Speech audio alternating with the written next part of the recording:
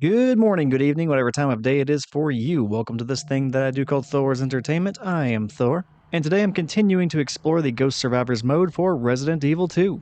The Ghost Survivors mode is where you get to play as a variety of different characters who died in the main story. And whenever you get to play as them, you get to beat hypothetical scenarios where they could have lived.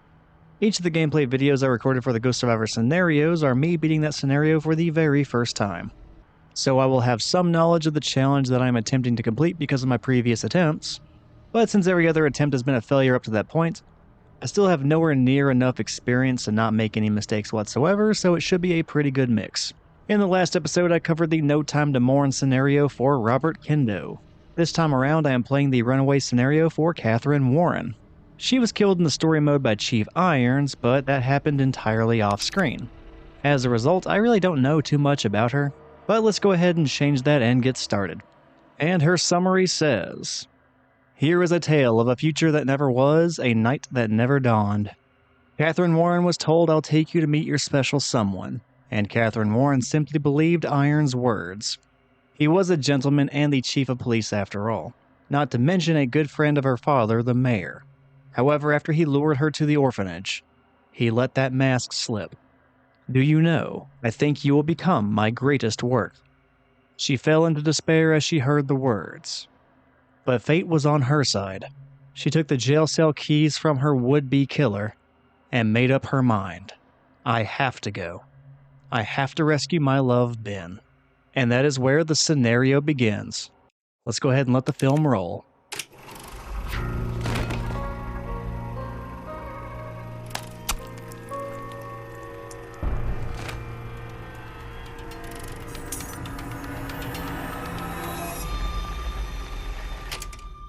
So Chief Irons ended up getting stabbed and killed, but that still kind of feels like getting off too easy for Chief Irons.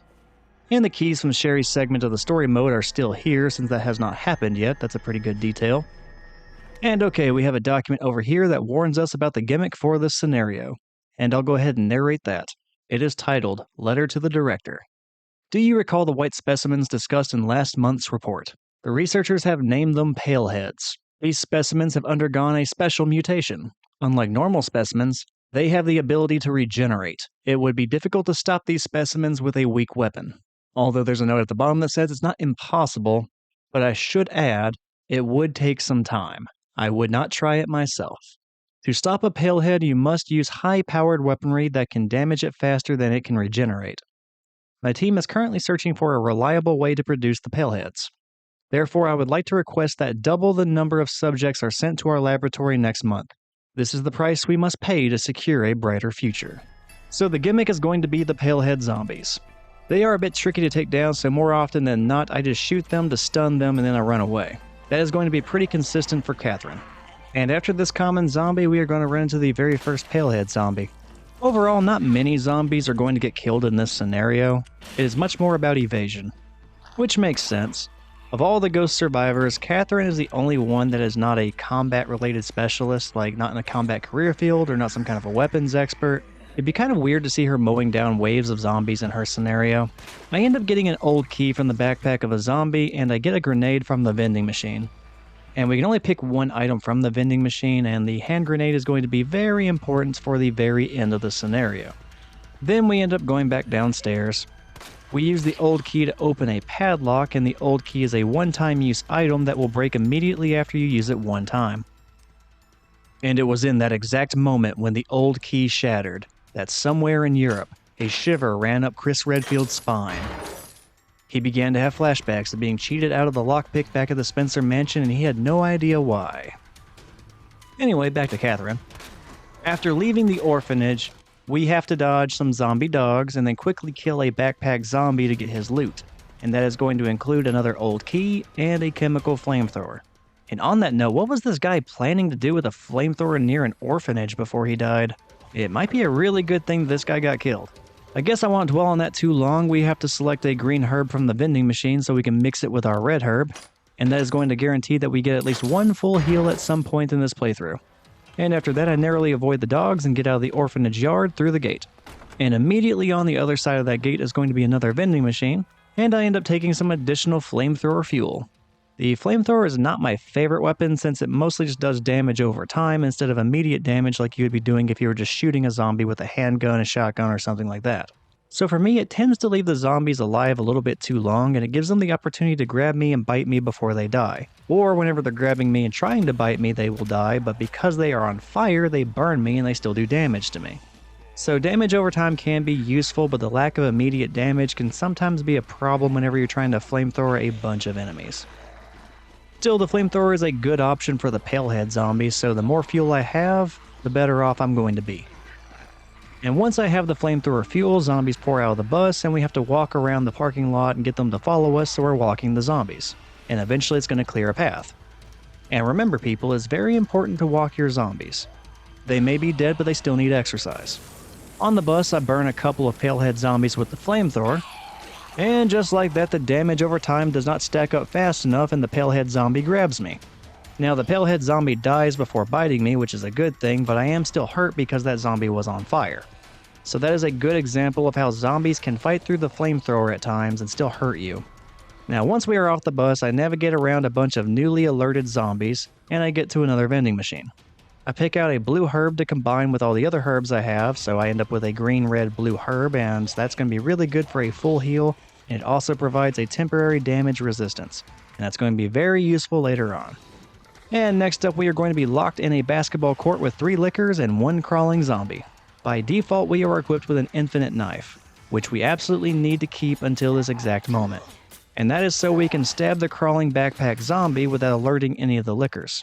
I actually did not know until this mode that you could damage something with a knife and be using that weapon without alerting a licker. And because we can do that, take out the backpack zombie, the lickers are a little bit curious but they do not know I am there. We take the old key from the backpack after that and make sure that we escape before the lickers can figure out anything else. And then we have a bunch of zombies blocking the next exit by a white car. Sometimes I can lure the zombies to the corner and then run directly to the white car and there's going to be a path where I can get around them. In this case, that does not work out because one zombie does not cooperate and that zombie gets too close to the white car for me to get by. So I end up having to walk a few more zombies around to make sure they get their exercise too, and I usually use the van to run the zombies in a circle to do that. And then usually I can get around them whenever they're circling around the van after me. But again, they do not cooperate. I don't get them to go in a full circle following the exact path that I did, and some of them decide to go the other way and block my path. So I kind of had to bob and weave my way back through the path that I had originally walked, and I just managed to avoid all the zombies and make my way all the way back to the white car and then out of that parking lot. And here's where the backtracking really begins, and you'll see that fortunately for me, there was a big opening that I could run through where there were no zombies. And with that clear path, I was able to get through pretty safely. And after I managed to do that, I end up going up to the very last vending machine for this scenario. And I pick up some high-powered rounds that should be useful at the very end of the scenario when I need to quickly take out a few targets. Now you may recognize this area as the part of the game where Claire had to run from the police station to the orphanage in order to try and save Sherry. It's the exact same path, but in reverse. And we are about to hit the portion of that path where we're going up onto the fire escape. As I run up the fire escape, I do end up encountering 2 more palehead zombies, and once they are close together, I purposely run into them. As soon as one of them grabs me, I use the infinite knife as a defensive item because I do not need it anymore. Once I stab the palehead zombie, Katherine pushes it and then it stumbles and falls into the other zombie, which briefly stuns both of them. And that will give me just enough time to run by them without taking any damage or using any ammunition. Then further down the fire escape, we end up running into zombie dogs. I shoot the first one that's running at me, that way I can stun it, but there are going to be more. And I try my best to dodge the rest of them because if you stop and try to shoot them, they're going to pretty much swarm you, so it's not really worth it. But still, trying to dodge them results in me taking even more damage. I end up going into critical red health. Fortunately, I do survive, and I end up shooting the palehead zombie at the very end of the fire escape in the leg, that way I could stun it, and then just run by. And now we are in the streets. The street is going to be really crowded with zombies, and I try to find a safe route to the parking garage within the police station. Within the garage is going to be the door to the holding cells that we need to go to in order to save Ben. And actually, depending on where this falls in the story mode's timeline, we may be running into an already dead Ben. Because if you recall in Leon's story mode, Ben dies because Mr. X punches through the wall and grabs his head and crushes it. So fingers crossed Katherine is not just going to run in there and see that mess. Now once I reach the parking garage, there are several palehead zombies and one backpack zombie. I immediately use one of the high-powered rounds to take down the backpack zombie in one shot. I then lure all the palehead zombies to a corner, that way I can run around them. And whenever I do that, I pick up the last of the old keys that's in the backpack of the zombie I just killed.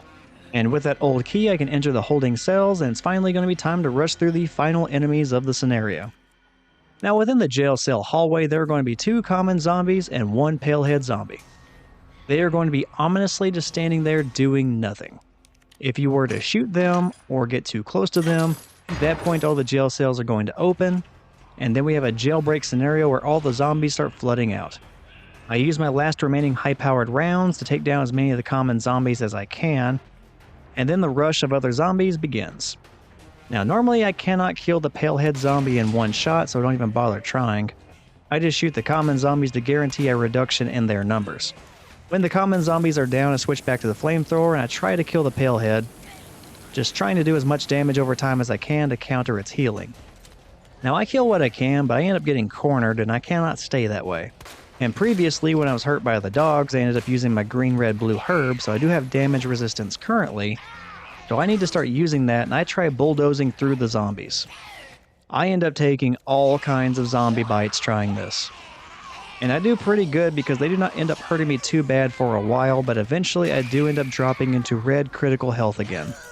But let's not forget I have been saving a grenade this entire time for this exact final patch of zombies. And with all these zombie bites adding up, I am down in orange health and I'm not going to last too much longer even though I do have the damage resistance. And this is the zombie bite that takes me down to the critical red health. So whenever I get back up to my feet, I am going to throw that grenade, we are going to watch it explode, and we are going to be hoping for the best. Let's see how it ends.